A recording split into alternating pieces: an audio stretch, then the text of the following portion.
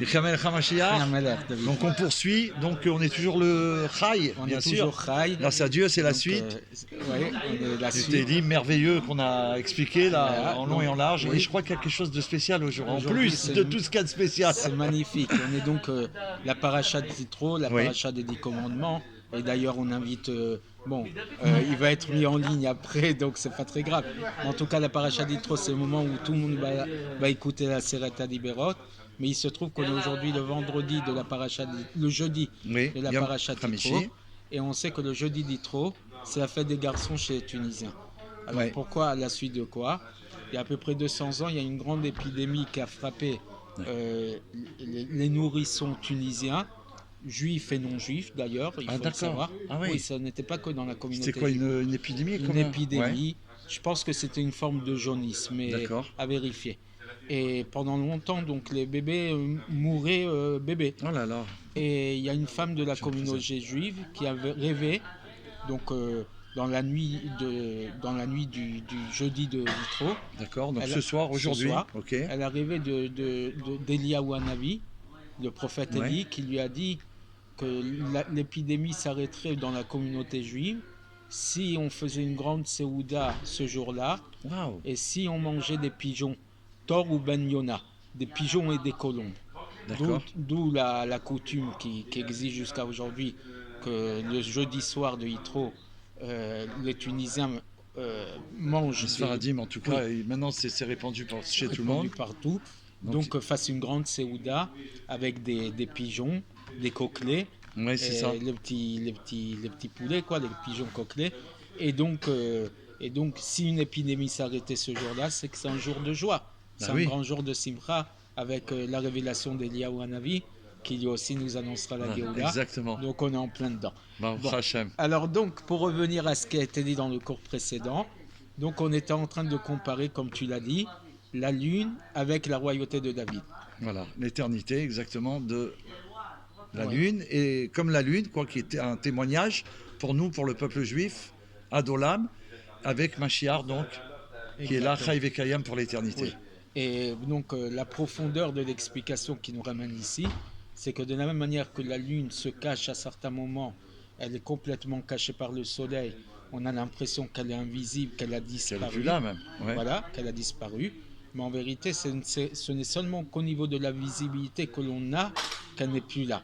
Mais en vérité, elle tourne autour du soleil, donc elle est toujours vivante. Et on a rapporté la référence qui dit que le soleil n'a jamais vu la lune absente. Il a toujours vu qu'elle était présente. là à C'est sa nous place. qui ne la voyons pas. D'accord. Et ainsi, la royauté de David, même si on ne la voit pas, mais sa potentialité, elle est toujours existante.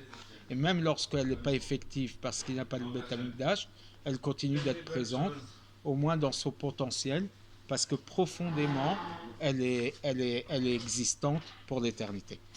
D'accord? C'est incroyable. Alors, continuons. Pour comprendre encore plus profondément le sujet. Voici ce que nous dit le Talmud de Rosh Hashanah, page 25, page A. Rosh Hashanah Chafé, 25, D'accord. Amoud Aleph. Aleph, première partie de la page. Amar le Rabbi de Rabbi Chia. Rabbi a dit à Rabbi Chia, Zil le'intav vekatche le'yaché. Va avec un bon œil et va sanctifier la lune. Va bénir la lune. D'où la mitzvah de Kiddush Levana, Il faut avec un bon œil, hein. sanctification de la lune. Ouais. Ushalachle, et il lui a envoyé Simana, un signe, en lui disant David Melech Israël Chai Vekayam, le David roi d'Israël est vivant existant. Dans la même phrase, il lui dit donc va sanctifier la lune en prenant comme référence l'éternité de David. Incroyable. Donc ça veut dire que la c'est en rapport similitude complète. concrètement. Et qu'est-ce que veut dire ça? Voici ce que Rashi, dans son commentaire sur ce mot, sur cette phrase, il nous dit. Chez David, Melach Israël Nimshal la Levana. Le roi David a été comparé à la lune. Chez Nehemar, Keyariach Rikon Olam. Le fameux verset que l'on a rapporté du psaume 89. Uvechiduche Maratz Chayutcham. Bon, et un des commentateurs nous dit Venireli, il me semble, Demise Balanou Bedinusar Kidushayareach. C'est pour ça que dans le texte de la sanctification de la lune, Noagin Anulomar, qu'on a l'habitude de dire David Melech Israël, Chai Vekayam, Siman Tov ou Mazal Tov. Dans le même texte, voilà, on dit 3 fois David Melech Israël, Chai Vekayam. Ensuite, on se souhaite Shalom Aleichem, Aleichem Shalom.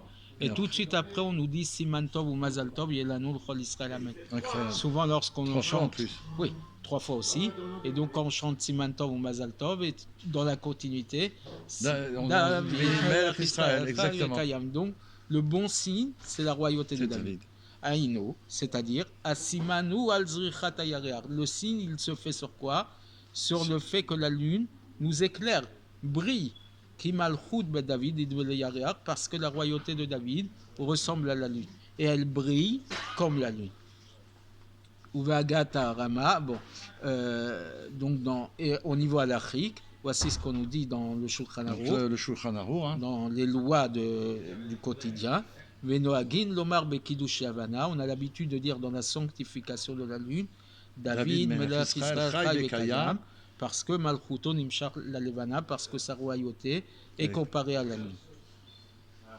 Encore une référence qui nous ramène. Bagaot Chochmat Shlomo, un texte qui s'appelle Chochmat Shlomo, qu'a écrit le Rav Shlomo Kluger. Ah, c'est intéressant parce que je voulais dire un mot par rapport à Shlomo que j'avais appris, que Shlomo Ameler, il est la 15e génération. On va en parler. C'est Mina Shamaim alors. Bon, mais Chochmat Shlomo, c'est un rabbi qui s'appelait Shlomo Kluger. D'accord. Et voici ce qu'il va dire. Nirtav Vetzili. Ine Rashi b'Masechet Rosh Hashanah Chafé Aleph. Voici que Rashi nous a expliqué le texte qu'on a rapporté précédemment dans le Rosh Hashanah 25 Aleph au propos du Veshalachle Simana David Melech Israël Chai Vekayam. À propos de donc, le fait que Rabbi il a dit à Rabbi Chia va sanctifier la lune et le signe. C'est David Melech Israël Chai Vekayam. Voici ce que nous dit Rabbi Shlomo Kluger. Piresh, il explique. De David Nimshal la Levana, que David a été comparé à la lune. Dirtiv Kiso Keshemesh Negdi, son trône, il est face à moi comme le soleil, virgule, Keyareach Ikon Olam, et comme la lune qui existe pour l'éternité. Dans la première référence, on n'a ramené que la fin du verset, à propos de la lune. Rabbi Shlomo Kluger, dans son texte, il ramène aussi la première partie du verset qui parle du soleil, comment il dit? Par rapport au Kissé, par rapport à la... Exactement. Kisso Kashemesh Negdi, le trône de David, il est face à moi comme le soleil, et après comme la lune qui elle est éternelle. Mais il est l'Ichora l'Onoda Kamana. Apparemment, on ne comprend pas l'intention de Rabbi Shlomo Kluger. Qu'est-ce qu'il veut nous apprendre de plus, on va dire, en fait. Parce que lui, il parle du soleil. Nous, on a toujours parlé de la comparaison de la lune avec David. Ouais. Mais qu'est-ce qui vient nous ramener l'idée du soleil, du trône de David, qui est face à moi comme le soleil? Dehadraba misé, mashma de nimshal gam lachama. Apparemment, d'après lui, il semble qu'on doit comparer aussi la royauté de David au soleil, puisqu'il ramène la première partie du verset. D'accord. Velama imshilot fe lalvana machama. Et pourquoi nous, dans toute ce cours magistral, on met en avant la lune, plus que le soleil? On parle que de ça d'ailleurs. On parle que de la lune. Alors que dans le Passouk, on nous parle du trône de David qui est face à moi comme le soleil, et la lune. D'accord? Pourquoi on ne met pas en relief la luminosité du soleil? Bah oui, puisque la lune elle prend de lui, comme on l'a expliqué avant. Et du fait... du fait que les deux ont été mentionnés dans le Passouk. Donc on aurait dû parler du soleil. Pourquoi on met en avant que la lune? Mais il semble que c'est bien aussi.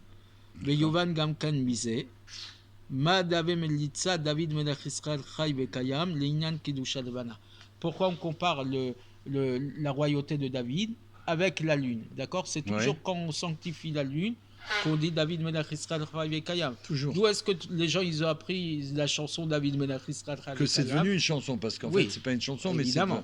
Mais c'est pas un passouk. Ouais. C'est le premier texte qui évoque ça, c'est le Kiddush Levana. Donc pourquoi on a tellement comparé la lune avec la royauté de David? Oui. Alors, Beou Beshenamin Goufa Pasuk. C'est en comprenant ça, pour comprendre ça, on va s'arrêter sur l'essence même du verset.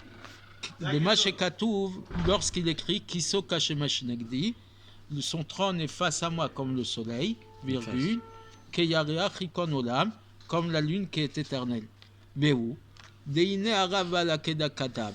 Voici ce que le Balakeda écrit.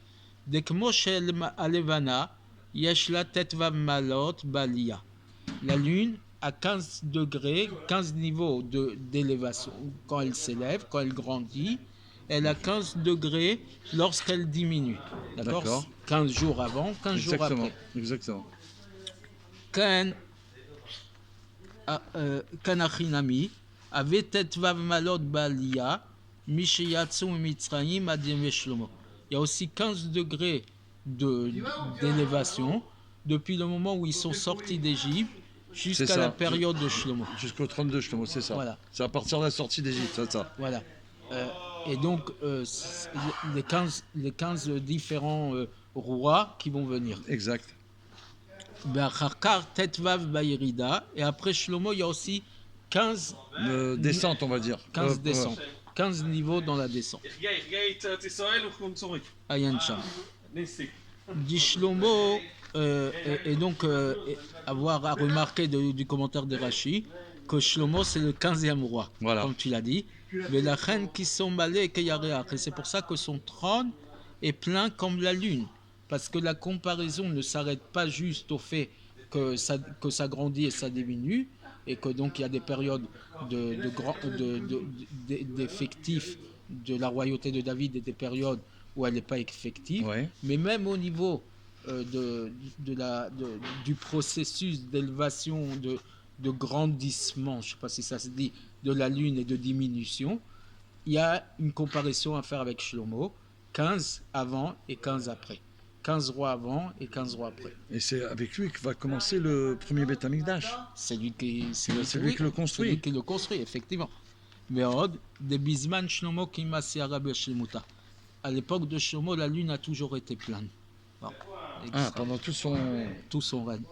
Son règne, il était parfait, puisqu'il n'y avait pas de guerre pendant tout son règne, il n'y avait pas de mort. Les femmes, elles accouchaient, il n'y a aucune femme qui mettait bas au monde et un enfant qui partait de ce monde. Les animaux aussi. C'était Chalem. Il a manqué. Voilà, François est là. Oui. Et ça répond aussi à la fameuse question, bon, c'est entre parenthèses et en passant, qui dit comment ça se fait que Shlomo Ameler s'est marié avec 300 femmes, 700 concubines. Comment ça se fait que Shlomo Ameler il a créé des relations avec tous les rois du monde. Avec toutes les nations, oui. C'était pour la Géoula, en vrai. Il avait eu des reines, des princesses qui étaient de tous les peuples. Parce que justement, pour le shalom, comme l'idée du shalom, la paix, devait être universelle à l'époque de Shlomo, même dans son prénom, Shlomo, c'est Shalem. On parlait tout à l'heure de Léa, ma mère, et on parle de Shlomo, ton père, aujourd'hui.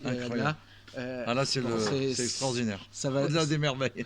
Baruch Hashem. Et donc, il a permis la perfection du shalom grâce à cette construction qu'il a fait avec tous les rois du monde et avec ces relations qu'il a eues avec tout le monde. Ok. Ulfizé. Et donc, d'après ça, Inelemata lifamim, Malchut ben David Olev et lifamim Yored. En bas, sur terre. Des fois, ici. La royauté de David, elle est dans sa plénitude, elle grandit. Et des fois, elle descend. Il y a eu des périodes où la royauté de David était forte, puissante, et des fois, elle était en faiblesse. On aurait pu se tromper et de penser des gammes les malavekan, que même dans les mondes supérieurs, c'est comme ça, puisque nous sommes le miroir et le relief de ce qui se passe en haut. Donc, si en bas, il y a des périodes de grandeur et des périodes de faiblesse, on aurait pu penser qu'en haut, c'est pareil. Il y a des moments où c'est fort et des moments où elle est faible. La famille, Yashua Iliav et les familles Yerida, on aurait pu penser qu'il y a des périodes de montée, des périodes de descente. Et pour ça, Dieu dit, ce n'est pas pareil. Rak, d'où le début du verset. Pourquoi au début on compare au soleil? Parce que dans le monde d'en haut, dans les mondes supérieurs, la royauté de David, elle est toujours comme le soleil. Le soleil ne diminue jamais. Il a toujours la même grandeur. Il n'a pas de diminution.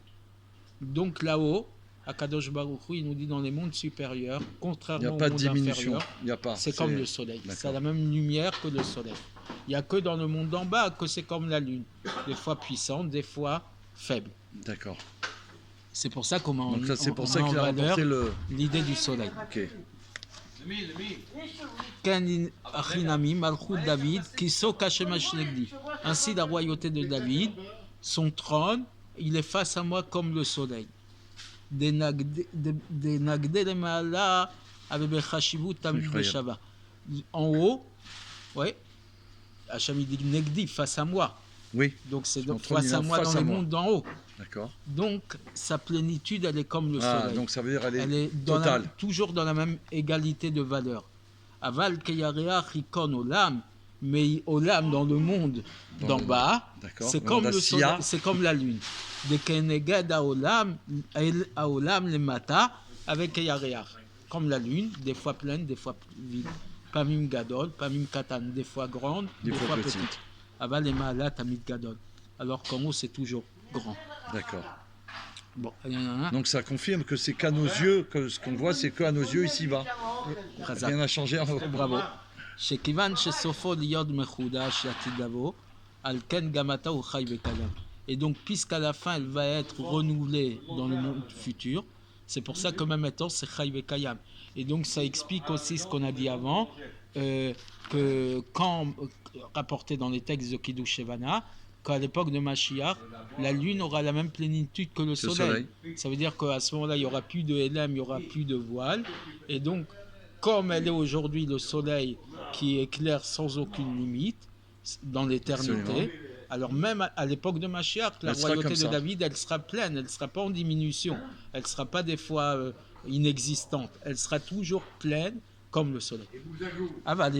Mais bon, apparemment, il nous dit que l'explication du Rav Shlomo Kluger, Rabbi Shlomo Kluger, n'est pas encore suffisante.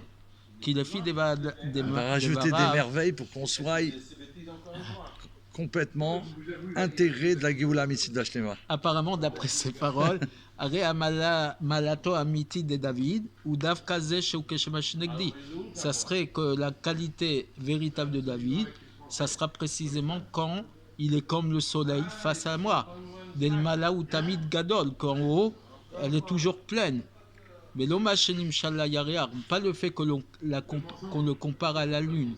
On met en avant la qualité du soleil, mais la lune, on nous dit qu'elle est des fois vide. Ouais. Alors, Vaimkan Madou Amamshilin Malchut de David, les Yarear Davka. On aurait dû comparer la royauté de David au soleil, qui soit toujours plein. Mais pourquoi on passe par la lune? Qui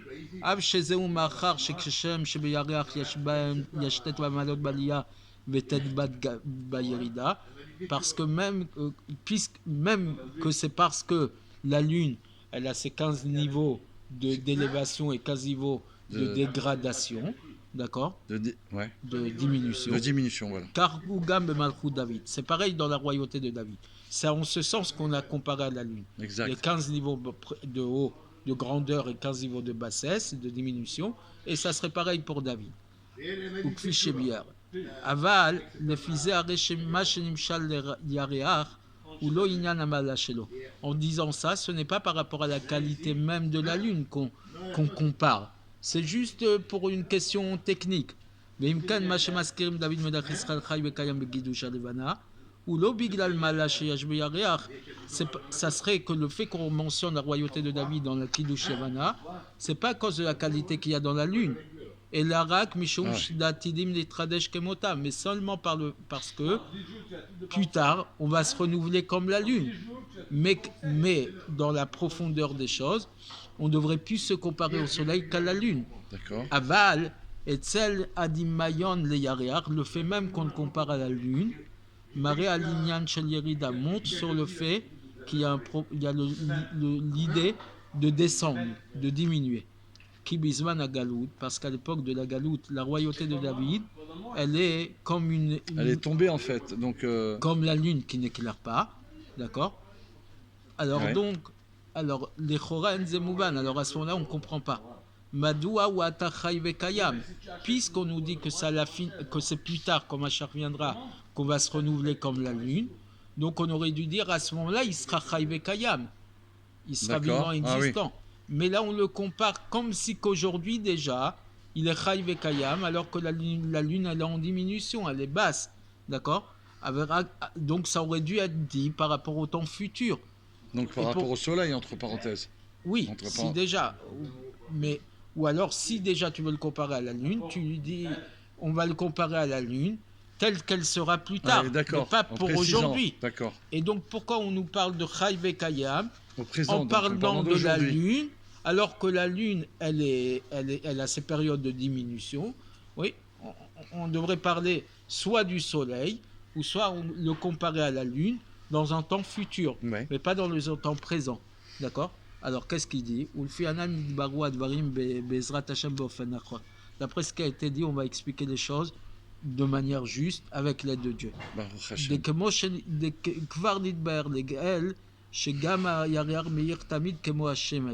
On a déjà expliqué que même la lune, en vérité, elle éclaire tout le temps, comme le soleil. Les changements de la lune, les fluctuations, ne sont que par rapport à ceux qui reçoivent. C'est nous, c'est chez nous qu'il y a un problème. Oui. C'est pas dans, la lune qu'il y a un problème. La lune, elle éclaire tout le temps. C'est seulement nous qui recevons la lumière de la lune avec des fluctuations. Avec des hauts et des bas. Voilà, avec des hauts et des bas. C'est par rapport à nous que sa lumière ne se révèle pas dans le monde. Mais même lorsque la lune n'éclaire pas en bas, il éclaire en haut. Et donc, chez le canal, Beshem Sifrat Rola. Belachen, que Sheratsu Liten Sinman al Malchut David, lorsqu'on a voulu comparer la royauté de David avec la lune, quand on a voulu donner un siman sur la royauté de David, Simana, David Melach Israël, à quoi on l'a comparé? À la lune. Léorod, pour montrer. Chez Malchut, David, Imtset, Chaya Bekayemet, Gambizwan Galut. Pour montrer que la royauté de David, elle est vivante et existante. Même pendant le temps de l'exil.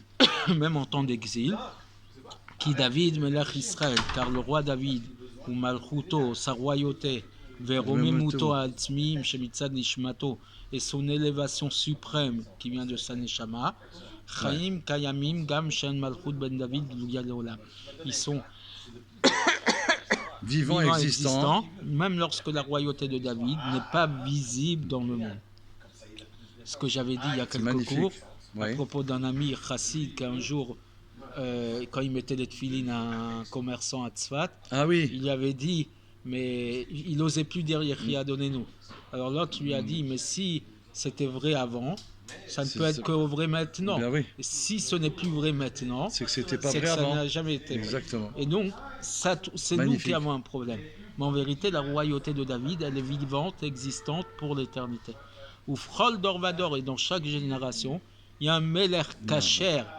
Il faut qu'il soit Kacher, qu'il ait les critères, qu'il soit représentatif et Kacher, apte de la descendance de David, qui porte le niveau de Malchut de cette royauté-là, même lorsque la royauté de David n'est pas concrète auprès du peuple d'Israël. Mais c'est où il termine en disant, c'est ça que le verset nous dit, Kiso Kashemesh Negdi, son trône, il est face à moi comme le soleil, virgule, Keyareach Ikon Olam, comme la lune qui est éternelle. Ki Akadosh Baruch Hu Meïd, Dieu témoigne, chez Kiso Shel David, que le trône de David, ou que Shemesh Negdo, qu'il est face à lui comme le soleil. Shel Mala Nimtset Malchut Zo Bishlemut Tamid. La royauté de David dans le ciel, elle est parfaite, toujours, éternellement, sans fluctuation, sans diminution, sans état d'invisible. Incroyable. Elle est toujours présente. Hachem, il témoigne, tu te rends compte? Wow. Comme si que le trône de David il est face à son trône. Ouais. On sait que sous le trône céleste, il y a toutes les Neshamot. Et comme si Hachem, si on peut dire, en étant assis sur son trône, il a face à lui le trône de David et qu'il le voit tout le temps. Veim Tishal, et si toi tu demandes, Are le Mata en Malchut Zoniglet, en bas sa royauté n'est pas visible. Are al Zemamshir, c'est là qu'il poursuit le verset, virgule. D'accord, donc c'est la réponse qu'on doit dire à tous nos frères. Voilà. Mais voilà, on va au 770, la chaise elle est vide, de quoi tu me parles là? Elle est comme la lune pour l'éternité, ça veut dire Shomna men Malchut David Meira Begilui le Mata. C'est vrai que la royauté de David, elle n'est pas visible en bas. Elle n'éclaire pas de manière visible en bas. C'est vrai. Aval, Inimtzat, Chayav et Kayemet Be'elem. Mais elle se retrouve de manière vivante et existante, même de manière cachée. On ne la voit pas, mais elle est réellement là. Kmo Ayareach, comme la lune, que même lorsqu'il n'éclaire pas les matins en bas, En Beze Shum Chisaron Bemalato Atzvit, ça ne montre pas qu'il est. C'est pas une preuve qu'elle est plus là, quoi. Voilà. C'est juste nous qui ne la voyons pas. Mais il n'y a pas de manque dans sa véritable lumière. Qui Gambizman et Elmo, que même au moment où il se cache, ou Kayam ou Meir Bishlemut Uftokef, il éclaire de manière parfaite et en force, d'accord. Même lorsqu'il se cache, il existe et il éclaire parfaitement, comme ça se passe dans le ciel. Baruch Hashem. Balzem aussi fait pasuk, que c'est ça que le verset rajoute. Ve'ed bashachak neman sela. Et c'était un témoignage dans le ciel, un témoignage fidèle dans le ciel. Shakadosh Baruch Hu Ed, c'est Hachem qui. C'est lui le témoin. C'est lui le témoin. Incroyable. Alze chez Malchut David Chayav et Kayemet. Sur le fait que la royauté de David, elle est vivante et existante. Alors, éternellement. Si tu permets, avec plaisir. Parce qu'on a parlé de la paracha Yitro, on est en plein dedans. Oui, oui. Et là-bas, c'est rapporté que quand Yitro, il est venu avec la femme de Moshe Rabbeinu, sa fille Tzipora et leurs enfants, à Moshe Rabbeinu, quand il a reconnu que Dieu est Dieu, et qu'il a donc fait tchouva, et qu'il a été vers Moshe Rabbeinu. Donc Moshe Rabbeinu, quand il a reçu sa missive, la lettre qu'il a écrite, Yitro, qu'il a envoyée avec un arc, c'est rapporté dans le Midrash, je crois, avec un mot, si tu viens pas pour moi, alors viens pour ta femme. Si c'est pas pour ta femme, viens pour tes enfants. Baruch Hashem, Dieu il a fait le miracle, la flèche elle est passée à travers les Anané à Kavod. Moshe il a lu la lettre, et à ce moment-là, Moshe il a eu un, entre parenthèses, pas un doute, mais est-ce qu'il peut le croire vraiment, Yitro?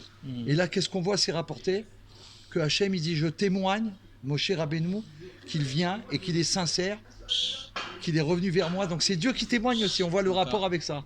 C'est Hachem qui témoigne que Yitro, le fait de vouloir venir vers Dieu et s'engager totalement dans la Torah, c'est une conversion sincère et authentique.